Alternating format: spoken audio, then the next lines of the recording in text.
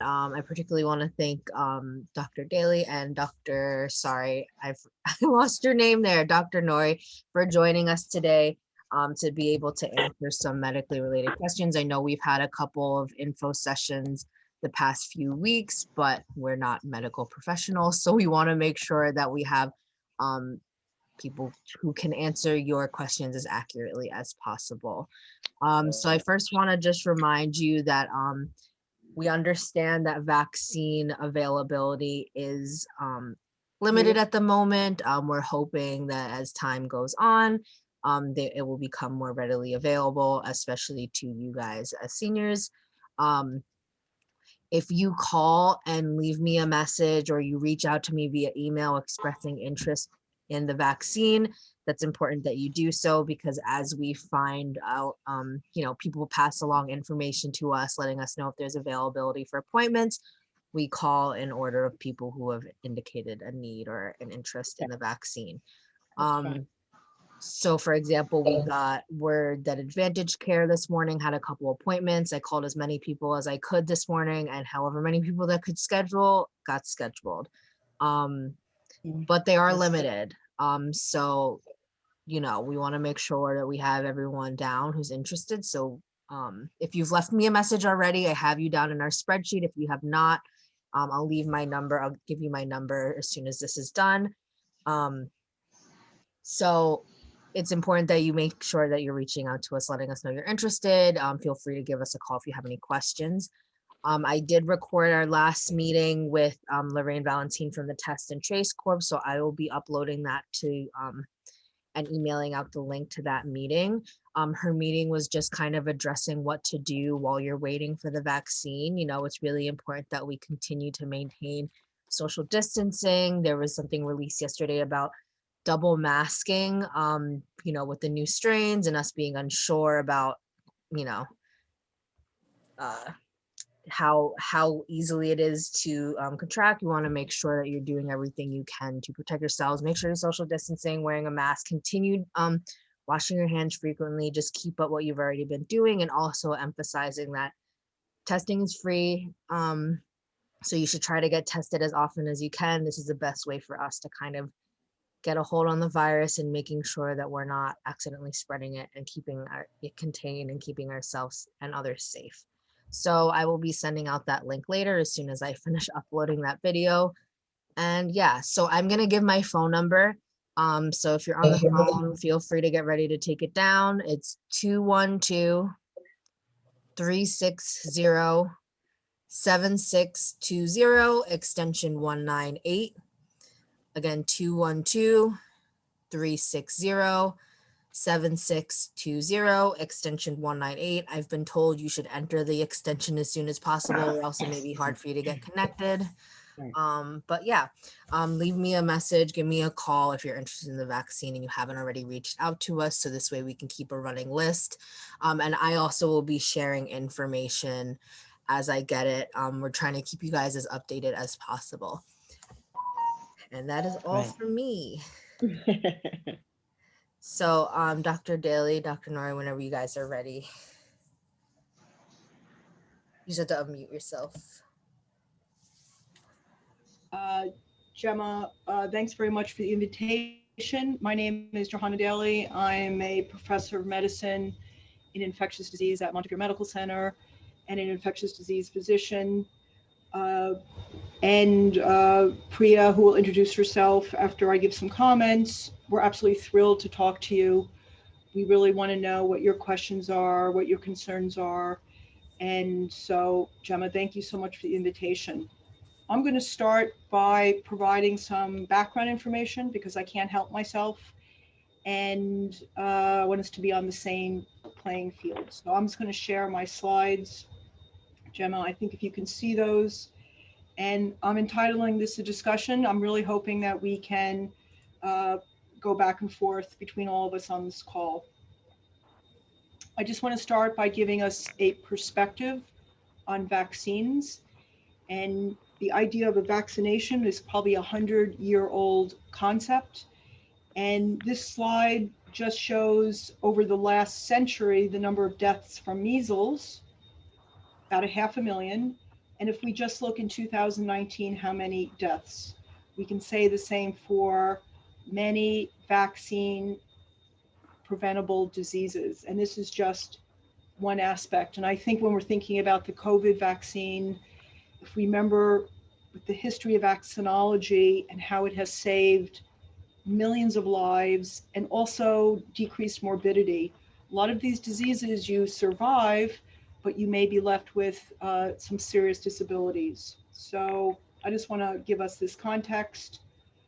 I also want to say the vaccine efforts throughout the globe are still so unbelievably important.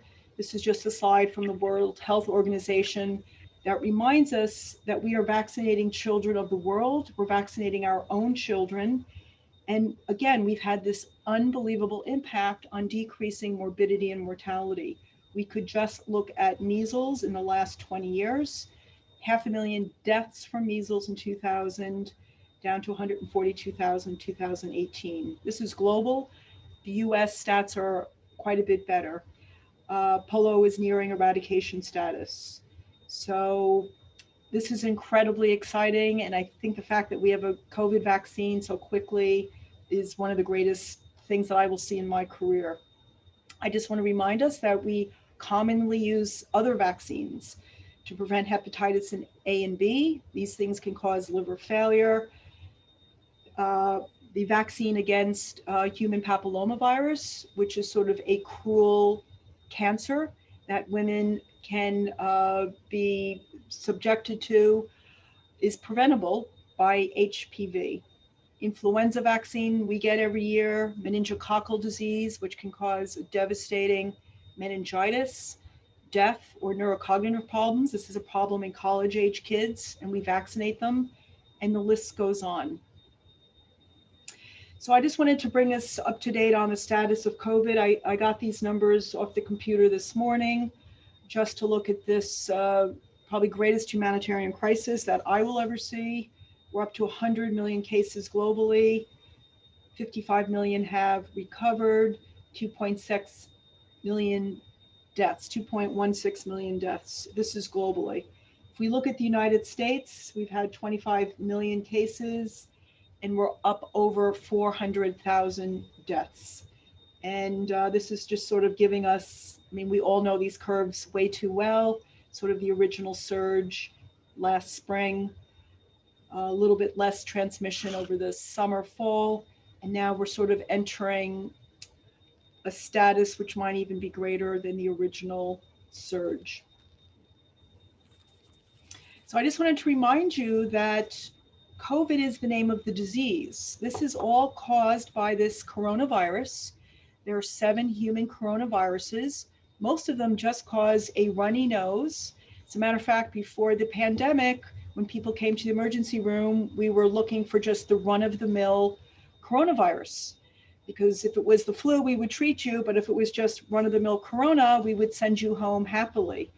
But as you know, there's a new coronavirus that emerged a year ago, and that's called SARS-CoV-2.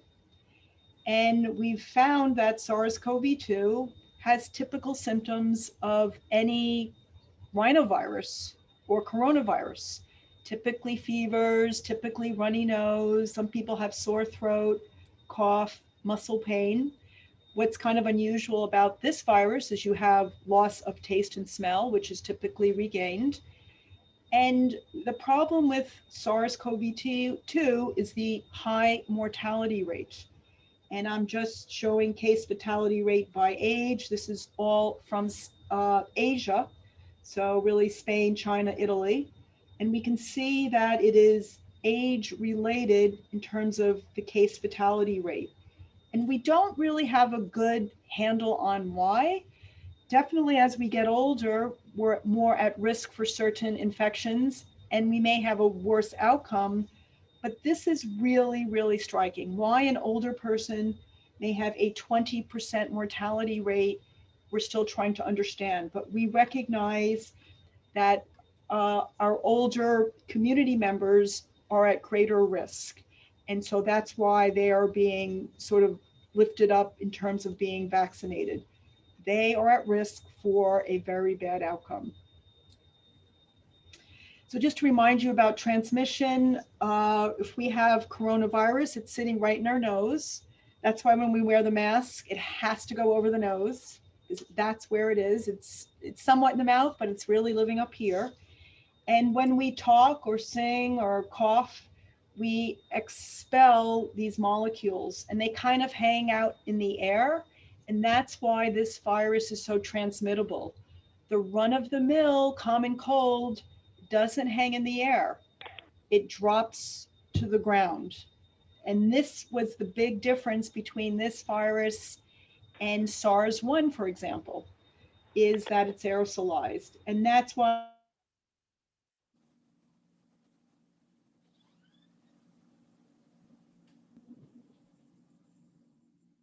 Ooh, we lost your sound there for a second.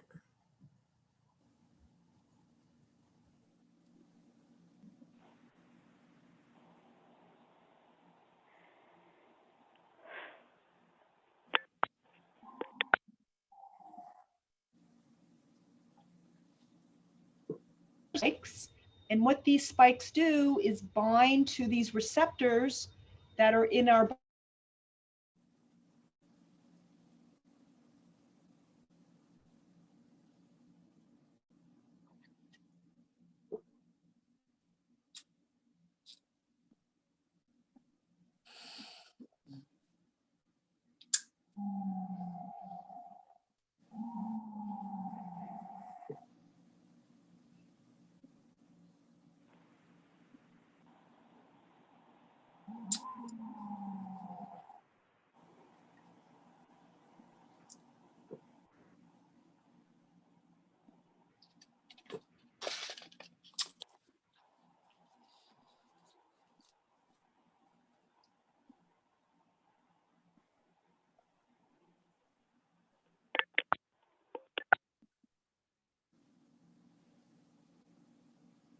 So maybe 80% of people have mild symptoms that we talked about. However, there's a significant number of people that get something we call severe COVID. And the primary. Hello? Hi, we're on the meeting. If you don't mind muting yourself, please.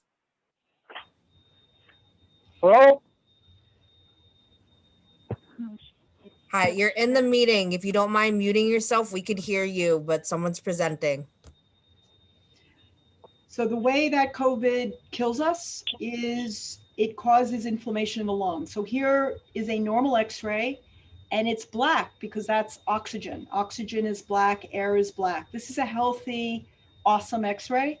What happens in COVID is we get all this fluid, we get cells, we get inflammation, and here's some CAT scans. This should all be pitch black. And it doesn't take a lot of imagination to realize that you cannot exchange oxygen when your lung is full of fluid and inflammation. And these are images of severe COVID. And what happens is, even though we give you as much oxygen as we can, Yeah. we actually put people on ventilators, we give them 100% oxygen. We cannot overcome this sort of blockage. Other complications of COVID, it can cause cardiac damage, it can cause heart attacks, and it can cause strokes. So those are sort of the manifestations of severe disease. Come in, talk to us. You're going to get an education So on what the bugs are. I want to talk about how these vaccines work. These are huge breakthroughs. I give everybody credit for moving this so quickly through the scientists, the people who evaluated all the safety, all of the people who were in these studies. So this is how the vaccine works. So here is the entire virus. And by the way, if you ever were vaccinated against measles, mumps, or rubella, you were vaccinated with the entire virus. The virus was inactivated, but you got the entire critter. These vaccines only take one part of the virus. And in this case, it's the part of the spike, because remember, the spike is what gets into our host cells. So what the scientists have done is taking the sequence of the spike, put it in a fat droplet. It's like butter. It's called a fat droplet or a nanoparticle. And when something's in fat, a cell picks it right up because fat can get across into a cell. So we get inoculated with a fat droplet with the instructions for the spike into our muscle, and the muscle cell takes it up because it's a fat droplet. And then our very own cells, which read DNA and RNA, start making the spike protein because that's what they do. That's what our cells do. They're always making proteins. So it's making the spike protein, and our body recognizes, what is this foreign spike? It's not part of a human person. And we start making antibodies and an immune response. By the way, if you had a natural infection, the entire virus would go into your body and you would do the same thing. You would make antibodies and memory cells against it. So instead, they're just taking a little piece of it, putting it in a fat droplet. Our own cell takes it up. We make the spike protein, and then our body makes antibodies to that. So if we ever then see a SARS-CoV-2, our antibodies quickly inactivate it. And that's how the vaccines work. They're called mRNA. I think the new technology is, instead of injecting you with just the protein of the spike, it's using mRNA. That is a big breakthrough because we don't need an adjuvant. These other vaccines, they add the protein that we want to make antibodies to, and then they put in aluminum and other things that are called adjuvant to excite the immune system. We do not have an adjuvant here. So that's, I think, good. And the other thing is, if this virus changes its sequence, these companies can change the sequence of the vaccine. So in other words, we can quickly adapt the vaccine to whatever the sequence is in our community. So here we are, here's our protective antibodies. We have memory against this protein. And if we ever get exposed, these antibodies are going to inactivate the virus that's trying to make us ill. One question we had, well, that's fantastic, but what is the difference between the Pfizer mRNA vaccine and Moderna? They're both mRNA vaccines. For me, there's not a big difference. One is that Pfizer needs to be stored in unbelievably cold freezers, and we get the booster at 3 weeks. And the dose of the vaccine's 30 micrograms. Moderna can be stored at -4 degrees, so we don't need these super duper coolers. The booster is actually at 4 weeks, not 3, and you actually get more of the vaccine. Both companies have promised the United States 100 million doses each.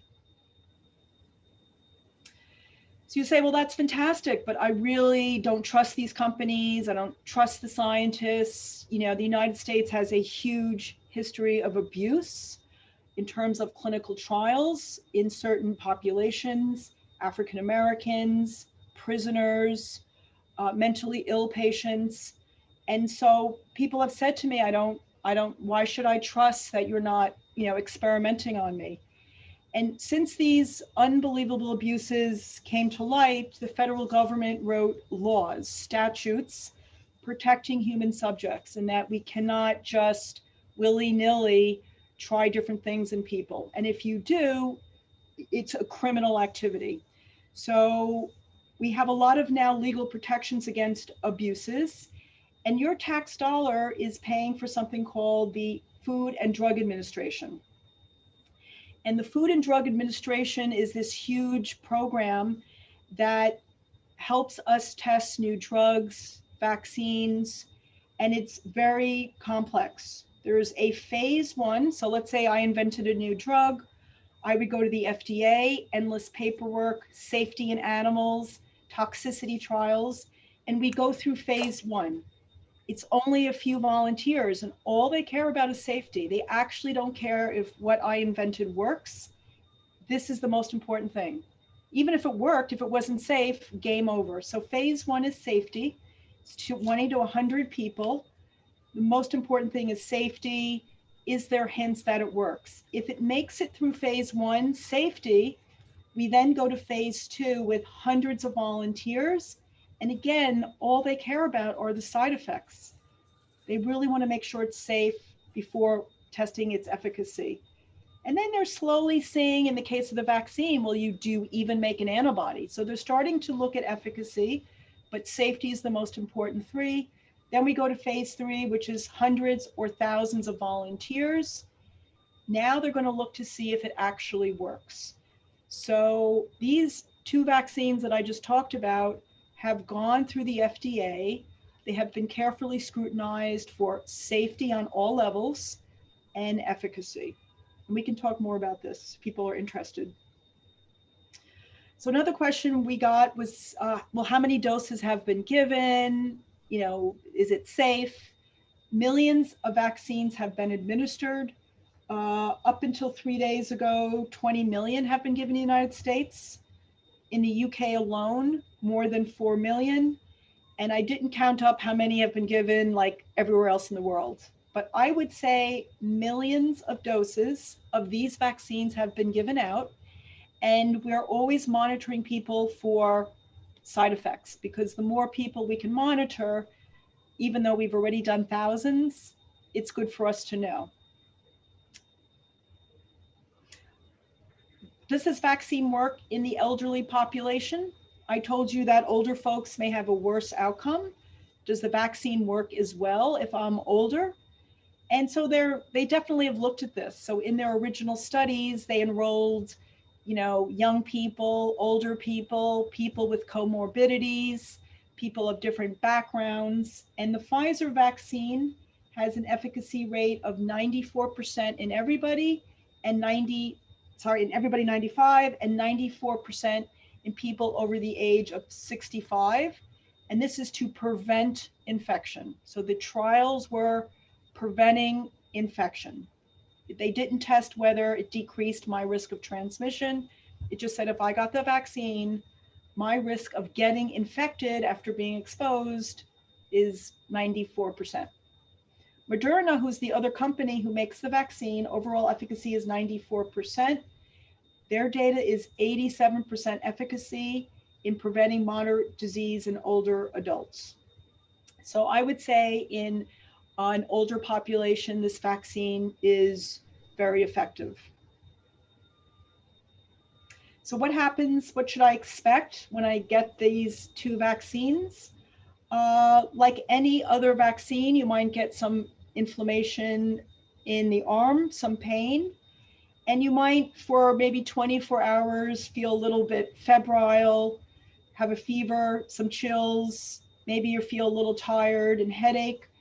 I would say after my first dose, I felt nothing, but the second dose, I felt a little fatigue. But even the second dose for me wasn't too bad. But these might be common side effects.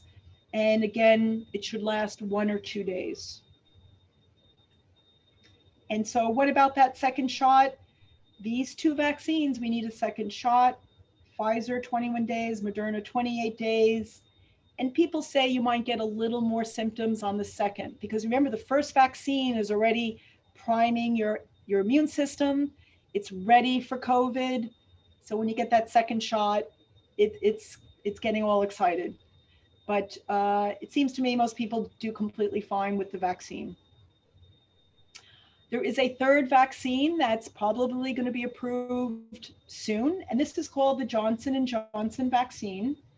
What's different about Johnson & Johnson? Well, it's only 1 shot, and you can store it in a regular refrigerator.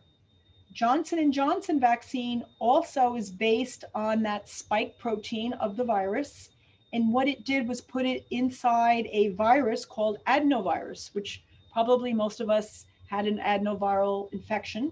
And so the adenovirus brings the protein, the mRNA or the DNA into our cells. We get inoculated with this, and adeno brings it into the cell, delivers it to our nucleus, where we make the spike protein and present it. And again, we're going to make antibodies to the spike. So it's the same target. It's using our own body to make the protein, and it's relying on the antibodies that will be generated. The only difference is that it's using virus, and then we'd love to have a really robust discussion. Priya? Hi, good afternoon, everyone. Johanna, thank you so much for that really comprehensive overview of where we are now with vaccines. I work closely with Johanna. I am also an infectious disease physician at Montefiore Einstein, and I'm part of the hospital's overall response to the COVID pandemic. So what this means is anything pertaining to outbreaks or control of the virus within the hospital walls and testing of patients and healthcare workers. And then finally, this most recent phase, which is getting as many folks who are eligible and interested in the vaccine vaccinated. That's kind of my role for the hospital, is to help people to decide if this is the right move for them. So there's some good questions already in the chat that I see. I just want to add on to what Dr. Daly presented by asking you all, if you don't mind us asking on a personal level, how many of you either were infected with the virus yourselves sometime in the past year, or had family members or close friends infected with the virus? Perhaps you can all either just raise your hands in the camera, or there's actually, if you look below on the Zoom feature, you can actually give a thumbs up. This will just help us to understand how deeply this thing has impacted your own lives and your own communities. So we already see some hands up for sure. Miss Jackie, do you mind if you let the rest of us know? We can learn from your experience. Were you personally infected? Did you have family members? Both, perhaps? I was personally infected in the late weeks of March up until the middle of April. I had none of the symptoms that in the beginning that y'all said, if you had these certain symptoms that you had COVID. I had none. What I thought I had was a mild case of the flu. But as the days went on, my fever was getting higher. I had severe diarrhea. I couldn't eat. I would shake. And I lost a lot of weight because I couldn't eat. And the worst part for me was my taste and my smell. It was awful. It was so Did you end up in the hospital, ma'am? Excuse me? Did you end up in the hospital, or you had to just ride it out at home? I stayed home. I was too afraid, really.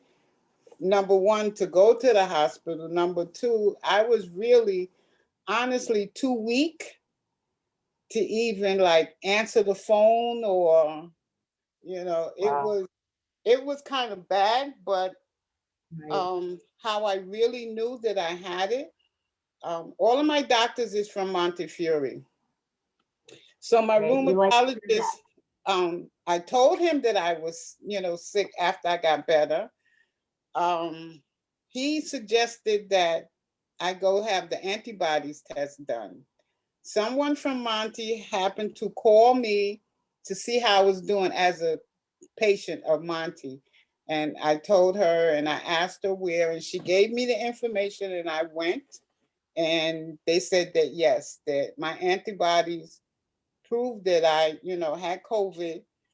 I had 3 nose swabs after that, and it didn't show it, but I still, since November, I still have my antibodies. Wow. Yes. Wow. But other than anyone in my family, no. Okay. But I Thank do goodness. have a question, if I may. Yes. I did receive a text from Monty asking if I wanted the vaccine. And I went through the motions. I said yes. I went through the Okay. motions to Very try and get the appointment, but it never went through. Twice. Okay. We can address, we'll definitely address some of the logistic things as much as Dr. Daly and I have answers to those questions. But as you were speaking, I lots of things came to my head, and I'm sure lots of you are wondering, what if you had the infection? What if you have antibodies? Do you still need the vaccine? Mm-hmm. So before we even go there, I want to ask you, ma'am, how long do you think it took you to get back on your feet, or to get to some place like you felt normal again? I can tell you how I know for sure. I have the dates. I even wrote down my temperatures because the more I kept hearing about the